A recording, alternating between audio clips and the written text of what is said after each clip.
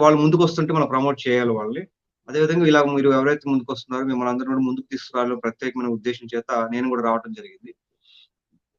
అయితే ఇక ఆహ్, నా విషయంకొస్తే గనక ముందు దేవుడు ప్రపంచం బాగుండాలి.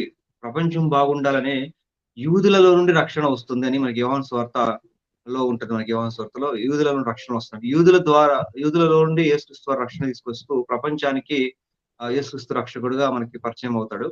అయితే గమనించండి ఇప్పుడు మనకి మొట్టమొదట ప్రపంచమే గాని, మానవ జాతి గాని మొత్తం బాగుండాలనే ఉద్దేశం చేతనే దేవుడు మనకి ఆజ్ఞలనేది ఇచ్చాడు.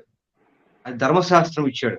మొత్తం ఎలా జీవించాలి, ఎలా జీవించకూడదని ఒక మనిషి ఎలా జీవించాలి, ఎలా జీవించకూడదని ఒక రాజ్యాంగాన్ని మనకి పాత నిబంధనలో క్లియర్‌గా కనపడతా ఉంటది. దేవుడి ఉద్దేశ్యం ఏంటంటే, సమాజం బాగుంటే ఆటోమేటిక్‌గా మొత్తం మానవాళి అంతా కూడా బాగుంటది అని కాన్సెప్ట్. గమనించండి. ఇప్పుడు అంబేద్కర్ గారు